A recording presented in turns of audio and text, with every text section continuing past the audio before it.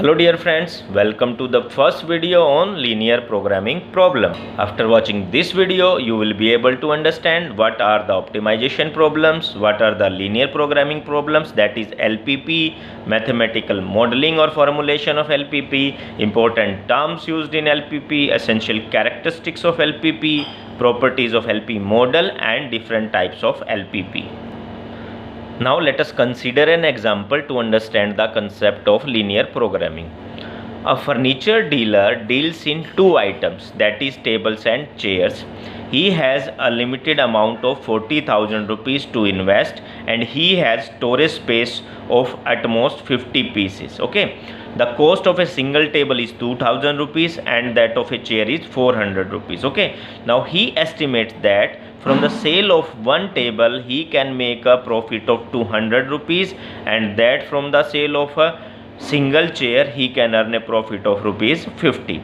Now he wants to know how many tables and chairs he should buy from the available money so as to maximize his total profit, assuming that he can sell all the items which he buys. Okay, so in this example you will see that the dealer wants to maximize his profit. Okay, so such type of problems which seek to maximize the profit or minimize the cost from a general class of problems are called as the optimization problems. Okay, an optimization problem involves in finding the maximum profit, the minimum cost or the minimum or optimum use of resources.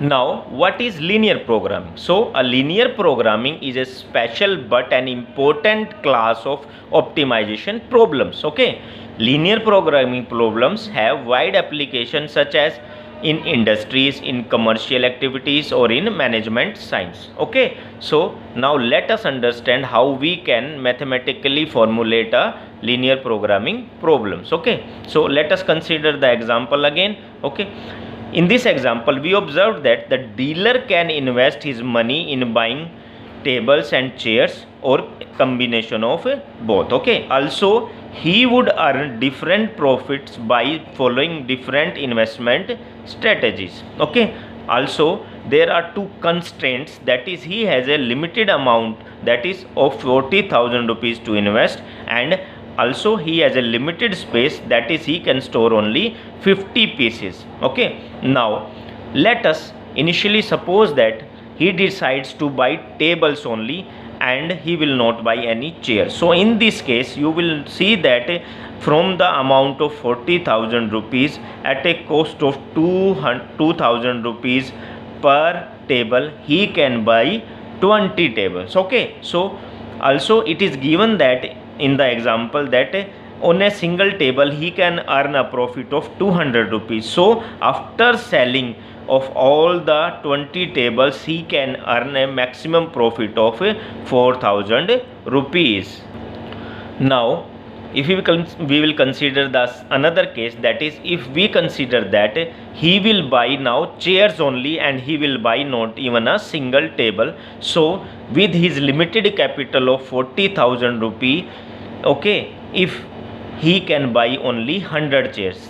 Okay, now you know that there is a constraint there in the example that he can store only 50 items, so he is forced to buy only 50 chairs. Now also it is given that the profit for a single chair is 50 rupees, so the total profit if he buy only chairs and no tables will come out to be 15 to 50, that is equal to 2,500 rupees only. Okay, now there are many other possibilities also. For example, if he plans to buy 10 tables and 40 chairs, because he can only store 50 items, so here we are taking a combination of 10 tables and 40 chairs. Okay, so in that case total profit is 4,000 rupees because the profit on a single table is 200 rupees. So we will be multiplying this 10 number of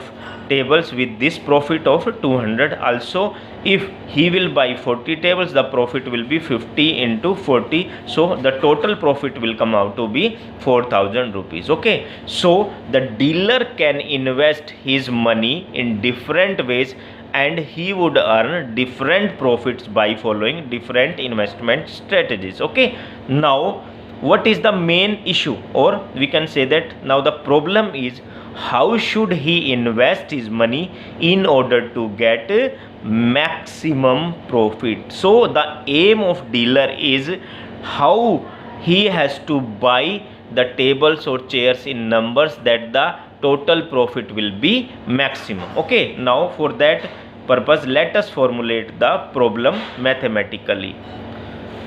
Let x be the number of tables he should buy and y be the number of tables he should buy. Okay, obviously you know that if you are going to buy something, then these values must be greater than 0. So x and y must be non-negative, that is x and y both are greater than 0, and these are the non-negative constructs.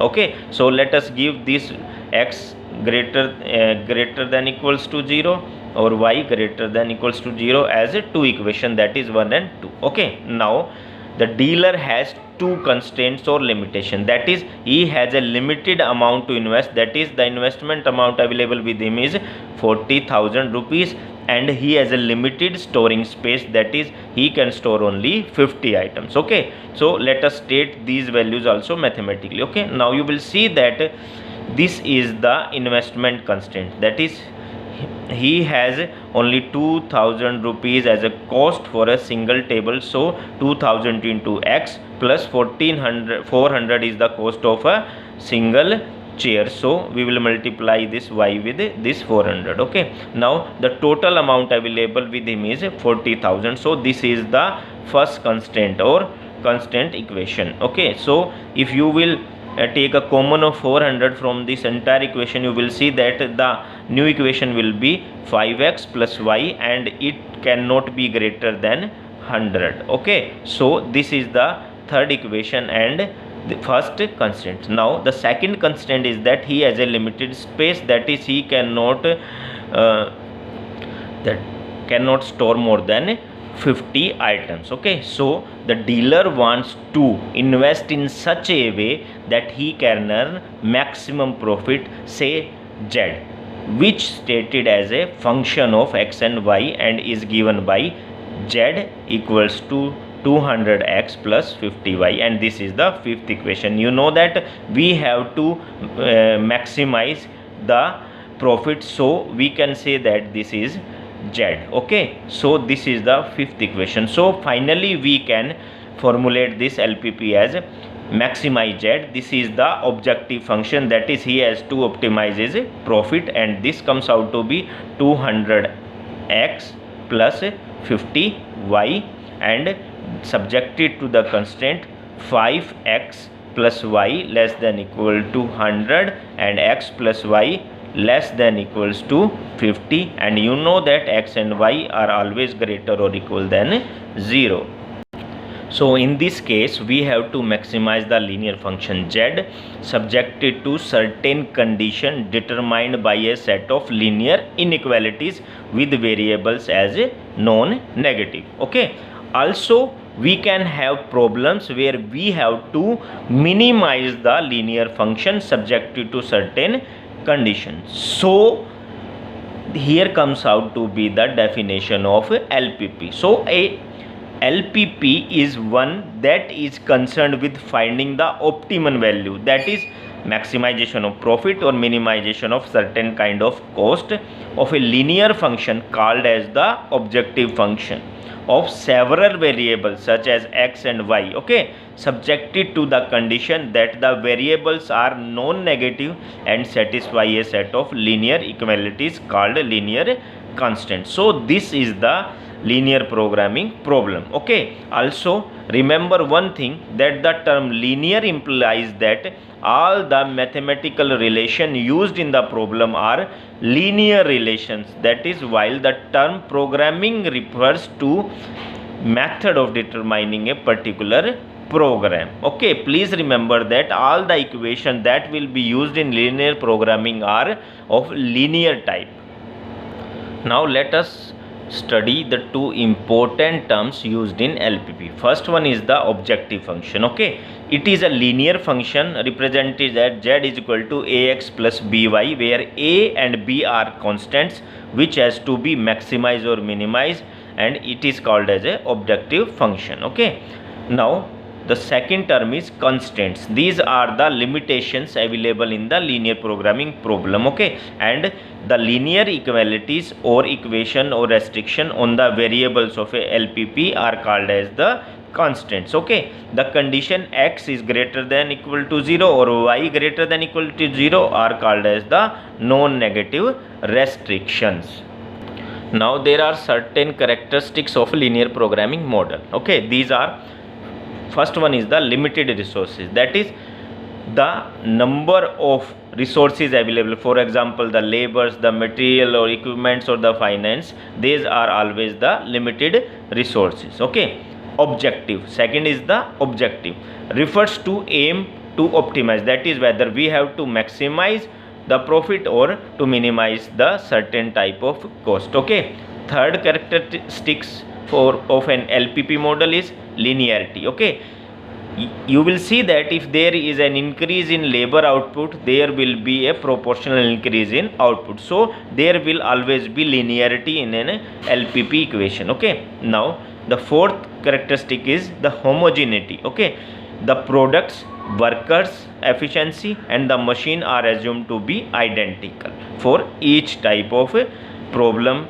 used in a single LPP. Okay, the fifth property is the divisibility, that is it is assumed that resources and products can be divided into fractions also. So these are the 5 characteristics of a linear programming properties of a LP model. First, it always seeks to maximize or minimize the profit or the cost. Okay, second, it includes constraints or limitations. Third, there must be alternatives available, and fourth, all equations are linear.